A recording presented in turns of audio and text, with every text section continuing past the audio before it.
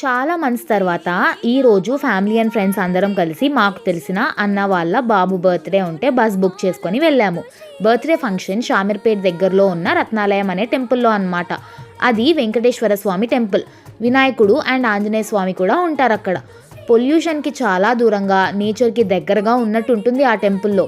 ఒక చిన్ని గోశాల, పిల్లలు ఆడుకోవడానికి ప్లే ఏరియా, అలా విష్ణుమూర్తి పడుకొని ఉన్న ఫౌంటైన్, ఒక కొండపైన గోవిందనామాలు అండ్ ఆర్కిటెక్చర్ చాలా చాలా బాగుంటాయి.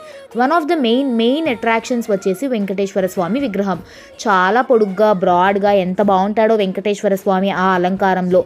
ఒక కపుల్ వాళ్ళ నాన్నగారైన రత్నయ్య గారి పేరు పైన కట్టించిన టెంపుల్ అన్నమాట అది. ఆ 7 కొండల పైన ఉన్న వెంకటేశ్వర స్వామి రెప్లికా లాగా ట్రై చేశారంట రత్నాలయంలో కూడా.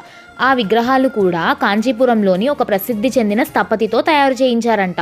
మెయిన్గా చాలామంది ఎవరైతే తిరుమలలోని వెంకటేశ్వర స్వామి దగ్గరికి వెళ్ళి దర్శనం చేసుకోలేకపోతున్నారో వాళ్ళ కోసమని ఈ టెంపుల్ కన్స్ట్రక్ట్ చేయించారంట.